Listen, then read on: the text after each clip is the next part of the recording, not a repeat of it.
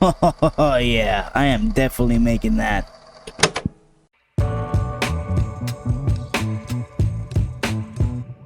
Welcome everyone. Let's get to work, shall we? The first step in this process was gathering some free models to help a rookie sculptor like me cut a few corners and produce these projects way quicker. I'm still quite new to 3D sculpting, so I really appreciate these incredible artists who make these models and put them up for others to use. As always, you'll be able to find every model I've used in the description.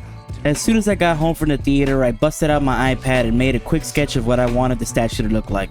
It's not great, but I'm not a drawing channel, am I? I've only got a few screenshots to show you guys for this part of the project since unfortunately my iPad is pretty old and has an extremely low amount of RAM. Sometimes I don't even have enough RAM to finish a sculpt, let alone record the process as I do it. I did record a few sections of me sculpting Shadow in my last video, so you guys should definitely check that out if you haven't already. I show a bit of how I textured his fur, which I also used for Sonic in this video. The aura pieces I'm using here are borrowed from the Gogeta statue that I printed before Shadow, which you should also go check out if you haven't already. And with all that done, here's the final render. I think I succeeded at turning my shitty drawing into a pretty decent 3D sculpt. What do you guys think? Now let's get these bad boys printed and prepped.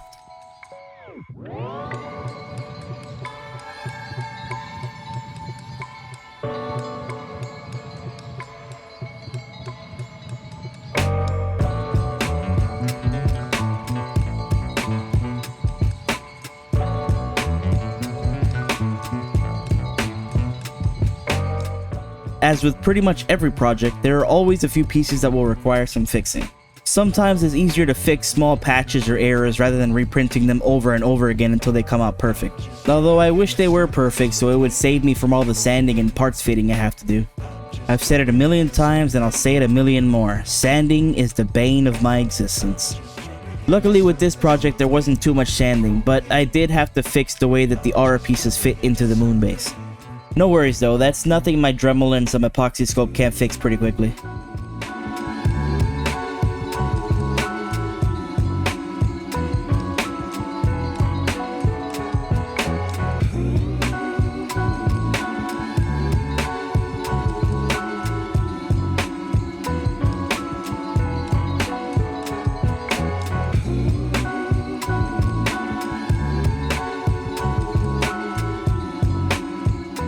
Now the only thing I was looking forward to less in the sanding was having to polish all 7 Chaos Emeralds. It's not the first time I've had to do it, but it sucked last time and it was sucking this time too. Until my dad walked in on me doing it and brought me this polisher he owned and told me to use this instead. Honestly, this thing sped up the process quite a bit and it made them way more crystal clear than they ever would have been by hand. I just wonder why he never offered to let me use these when I was making those Prison Realm dice from Jujutsu Kaisen.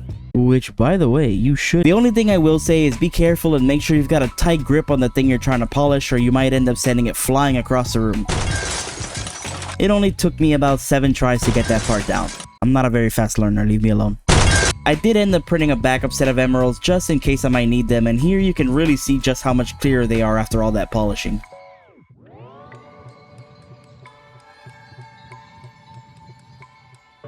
Now it's time to paint. This is usually the part I look forward to and find the most relaxing, but with this specific project I was pretty nervous, I'm not gonna lie. For most of the painting it's business as usual, airbrushing the base layers, maybe adding a bit of shading here and there, and then coming in with the brush for finer details. Most of the parts get a base coat of white, including their gloves, shoes, bodies, heads, and the moon on the base. After that I got to work on the clear pieces. In my renders and my very detailed drawing, I made all the aura pieces yellow. However, after a bit of contemplation, I decided to paint the ones on Shadow's side with clear red instead. I just figured it would fit better and give the statue a bit more pop. Once that was done, I gave each Chaos Emerald their appropriate clear paint job.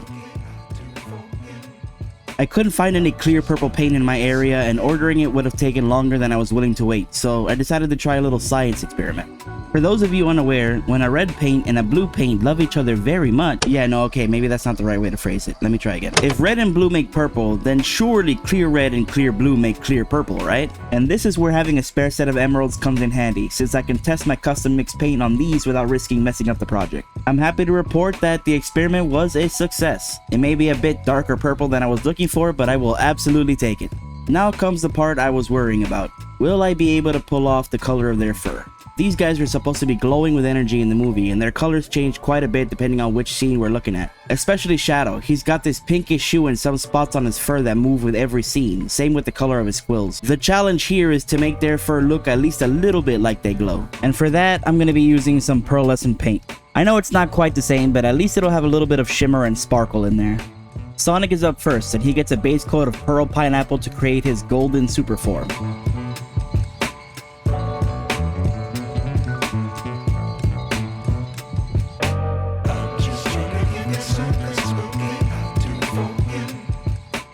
Shadow's colors, as I mentioned earlier, are a bit more complex.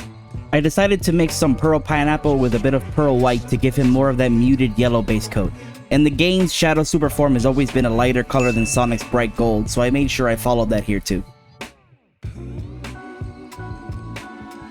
I also took a second to spray their eyes white since I find it way more convenient than trying to hand paint them. White is pretty difficult to paint by hand without risk of visible brush strokes or other imperfections showing up, so it's just easier.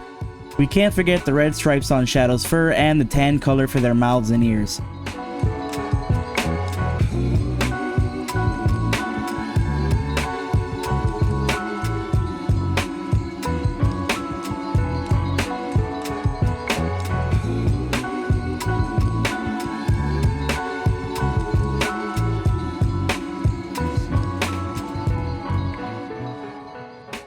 Once they both had their base colors down, I started adding some washes to add some contrast to bring out the detail of the sculpted fur. For Sonic, I used a simple brown wash, and then once it dried, I came back with some pearl pineapple and gave him a dry brush to blend them together a little better. Same goes for the tan colored fur on their mouths, ears, and Sonic's chest, except with some tan color instead of the pearl. Now for Shadow, a brown wash wouldn't work, so I gave him a red wash instead. It may not look great right now, and I was definitely nervous, but this is just another example of the old adage, trust the process. Now I could have just dry brushed the base color back on like I did with Sonic, but this time I chose to also go with a pearl white on top of that. And I'm very glad I did, since it ended up bringing all his colors together far better than if I'd just used the pearl yellow again. Now he's got a sort of color changing effect going on when the light dances around his fur. It's not super noticeable, especially on camera, but it is a neat little effect, plus it gives him that pinkish hue in some places like he has in the movie. Another cool effect I got to try out with this project was the scorch marks on the moon from where Robotnik's laser slices a chunk of it off. Which, I'm not a scientist, but I'm pretty sure that would have some devastating effects for Earth, wouldn't it?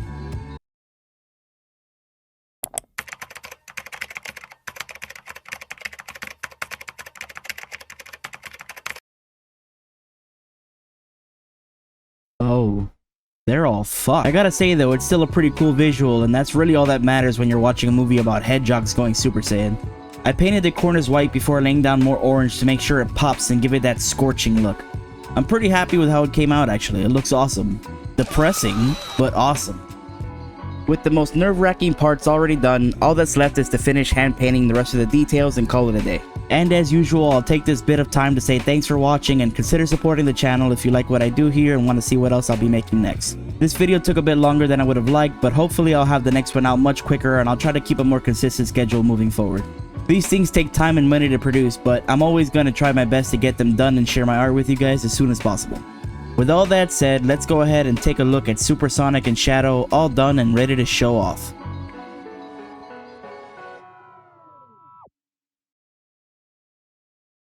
It's all about humanity.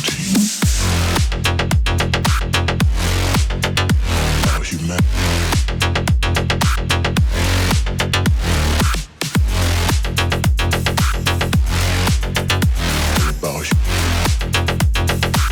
It's all about humanity. About humanity.